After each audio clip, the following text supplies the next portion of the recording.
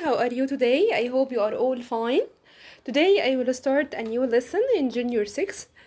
Today we are going to take one of the simple machines which is called levers. Okay?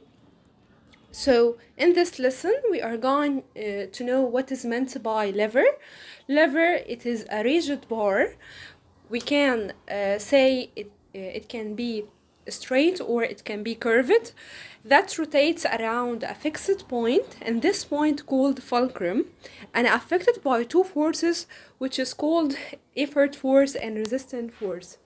And let's see it.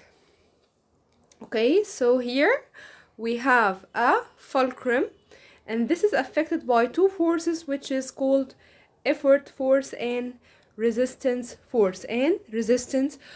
Okay, what is meant by levers? It is a rigid bar that rotates around a fixed point, and this fixed point is called the fulcrum and affected by two forces called effort force and resistance force. Okay, so what are the importance, or what is the importance of levers? The first thing that it help us to increase the force. How it help us to increase the force? You just exert a small effort to make a great force. Again, by conservation of the exerted effort. This is done by using a small force to move a heavy loads. You want to move a heavy loads like this. You want to move this load, this heavy load. How you can move it?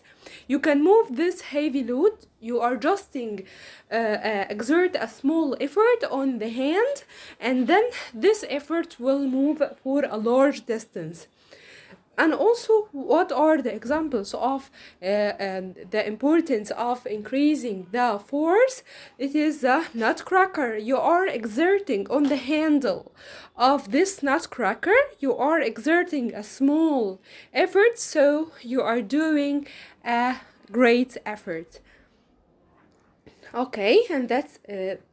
Okay, so the first one, increase the force. You are exerting a small force to achieve or to make a great effort. Okay, increasing the distance is like in the manual prom. In the manual prom, you are exerting a force for a small distance, and the object move for a long distance. You are exerting the force for a small distance, and the object move for a large distance like the manual prom. When the hand move for a small distance while the lower part moves for a long distance again.